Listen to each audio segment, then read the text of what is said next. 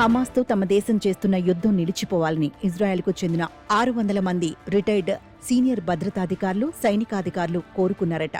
యుద్ధం ఆపేయమని మా బెంజమిన్ నెతన్యాహుకు చెప్పండి అంటూ అమెరికా అధ్యక్షుడికి 550 మంది మాజీ ఉన్నతాధికారులు ఓ లేఖ రాశారు. మాజీ ప్రధాని ఇహూద్ బరాక్, మాజీ సైన్యాధ్యక్షులు, మొసాద్ మాజీ అధినేతలు, రక్షణ మంత్రులు, పోలీస్ చీఫ్లు కలిసి విడుదల చేసిన వీడియో ఒకటి మాధ్యమాల్లో విస్తృతంగా ప్రచారమవుతుంది.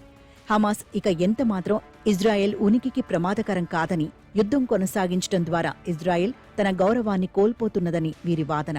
23 నెలలుగా జరుగుతున్న యుద్ధం ఆగని పక్షంలో దేశ భద్రతకు మంచిది కాదని వారు అభిప్రాయపడుతున్నారు. మొసాద్ మాజీ అధినేత ఒకరు మనం ఓటమి అంచున ఉన్నామని కూడా వ్యాఖ్యానించారు. ప్రపంచం మనల్ని తప్పుపడుతోంది, మన పాపాలను గమనిస్తోంది అంటూ గాజా మృత్యుఘోష పట్ల వీరు సానుభూతి వెలిపుచ్చారు. యుద్ధం ఎందుకు ఆరంభమైందో, ఆ లక్ష్యం పరిపూర్ణమైందని, ఇంకా ఎందుకు కొనసాగుతోందన్నది అర్థం కాని అంశమని వారంటున్నారు. తన పదవిని కాపాడుకోవడానికి, తన మీద ఉన్న కేసులను కదలకుండా చేయడానికి నెతన్యాహు యుద్ధం కొనసాగిస్తున్నాడన్న విమర్శ ఎంతో కాలంగా ఉన్నదే. ఇప్పుడు వీరి వీడియోలు, లేఖలు మరింత ఒత్తిడి పెంచేందుకు ఉపకరిస్తాయి. సుదీర్ఘ యుద్ధంతో ఐడిఎఫ్ బలగాలు నిరాశ నిస్పృహల్లోకి జారిపోయాయని విసుగు చెంది డసిపోయి ఉన్న బలగాలు కూడా యుద్ధం ఆగిపోవాలని ఆకాంక్షిస్తున్నాయని వార్తలు వస్తున్నాయి.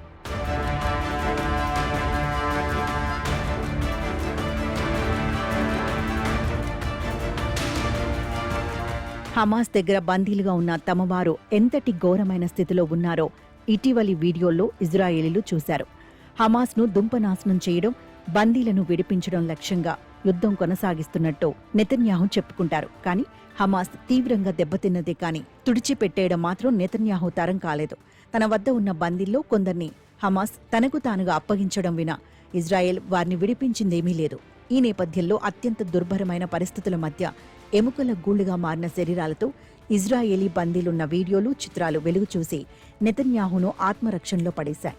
తమ వారిని హమాస్కు బలిపెడుతున్నాడన్న బంధుజనం విమర్శలు తీవ్రమయ్యాయి. తక్షణమే యుద్ధాన్ని ఆపివేసి బందీలను విడిపించి తేవాలంటూ పలుచోట్ల ప్రదర్శనలు కూడా జరిగాయి. ఈ నేపథ్యంలోనే అమెరికా అధ్యక్షుడికి లేఖలు, నెతన్యాహు మీద విమర్శలు తిరిగి మొదలయ్యాయి. గాజాలో సాగుతున్నది నరమేధం కాదంటున్నారు ట్రంప్. కాల్పుల విరమణ పగడ్బందీగా అమలు జరుగుతూ బందీల అప్పగింతల ప్రక్రియ సాఫీగా సాగుతున్న దశలో గాజాను ఒక అద్భుతమైన రిసార్టుగా మార్చేయాలన్న ట్రంప్ కల నెరవేర్చడం కోసం నెతన్యాహు తిరిగి ఊచకోత ఆరంభించిన విషయం తెలిసిందే. చివరకు ఆకలిని కూడా ఆయుధంగా వాడి ఒక్క ప్రాణి కూడా అక్కడ ఉండకూడదన్న లక్ష్యంతో ఇద్దరూ పనిచేస్తున్నారు. ఆహారం కోసం ఎదురుచూస్తున్న వారిని, ఎగబడిన వారిని ఇజ్రాయెల్ నిర్దాక్షిణ్యంగా చంపుతోంది. ఆహార పంపిణీ కేంద్రాల వద్ద తొక్కిసలాటలు, కాల్పుల్లో వందలాది మంది మరణిస్తున్నారు. ఒక పక్క ఆకలి చావులు, మరోవైపు బందీల విడుదల ఇజ్రాయెల్ మీద తీవ్రమైన ఒత్తిడి పెంచుతున్నాయి. హమాస్ వద్ద ఇంకా మిగిలి ఉన్న 50 మందిలో 20 మంది సజీవంగా ఉండి ఉంటారని అంచనా. ఈ నేపథ్యంలో ట్రంప్ ప్రతిపాదించిన 60 రోజుల కాల్పుల విరమణ, ఆయుధాల అప్పగింత, బందీల విడుదల ఇత్యాది అంశాలను హమాస్ పరిగణలోకి తీసుకోవడం లేదు. ఇజ్రాయెల్ సైన్యాలు వెనక్కుపోవడం నుంచి పాలస్తీనా రాజ్యం స్థాపన వరకు అది చాలా డిమాండ్లు ముందుకు తెస్తోంది.